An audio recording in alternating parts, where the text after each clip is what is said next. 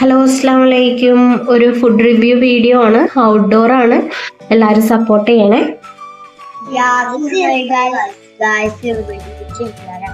അപ്പൊ നമ്മൾ പുറത്ത് പോയിട്ട് നിലവിലെ ഈ അടുക്കളയിൽ പുതിയ സ്പോട്ട് പറ്റുന്നത്. അപ്പൊ നമുക്ക് അങ്ങോട്ട് പോകാം.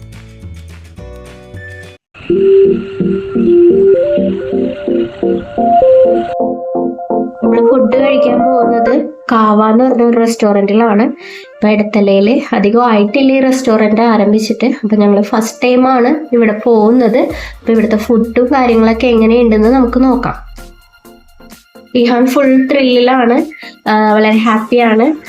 അയാൻ എത്തിയിട്ടില്ല. അപ്പം നമുക്ക് അകത്തേക്കൊന്ന് കയറി നോക്കാം. സീറ്റിംഗ് അറേഞ്ച്മെൻറ്റ്സ് ഒക്കെ സൂപ്പറായിട്ട് ചെയ്തിട്ടുണ്ട്. സ്പെഷ്യൽ ഐറ്റംസിൻ്റെ പേരാണ് കേട്ടോ കാണിച്ചേക്കുന്നത്. ഇഹാൻ എക്സൈറ്റ്മെൻറ്റിലാണ്. ഇവിടെ ഊഞ്ഞാലയൊക്കെ ഉണ്ട് കേട്ടോ, ഊഞ്ഞാലയും കാര്യങ്ങളൊക്കെ ഉണ്ട്. അതേപോലെ ഫുഡ് ഐറ്റംസ് ഒക്കെ നല്ല ഭംഗിയായിട്ട് അറേഞ്ച് ചെയ്ത് വെച്ചിട്ടുണ്ട്. ഇവർ വിശന്നിട്ടാണെന്ന് തോന്നുന്നു ഒന്നും മിണ്ടാണ്ട് ഇരിക്കുന്നുണ്ട്. അപ്പം നമ്മൾ ഫുഡൊക്കെ ഓർഡർ ചെയ്തു.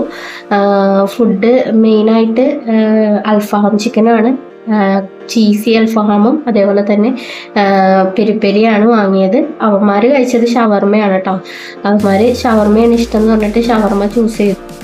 ഞങ്ങൾ കാവ വാങ്ങി നോക്കിയായിരുന്നു കേട്ടോ. റെസ്റ്റോറൻറ്റിൻ്റെ പേര് കാവ എന്നായിരുന്നല്ലോ. അത്ര ടേസ്റ്റായിട്ട് തോന്നിയില്ല. പക്ഷെ അൽഫാം സൂപ്പറാണ് കേട്ടോ. അൽഫാം ഒന്നും പറയാനില്ല. ഷവർമ്മയും കൊള്ളാമെന്നാണ് കുട്ടികൾ പറഞ്ഞത്.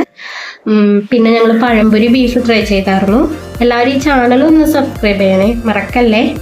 അപ്പോൾ പഴംപൊരി ബീഫ് എന്ന് പറയാൻ നേരത്ത് ബീഫ് അത്ര വെന്തിട്ടുണ്ടായിരുന്നില്ല, പഴംപൊരിയും ചൂട് കുറവായിരുന്നു.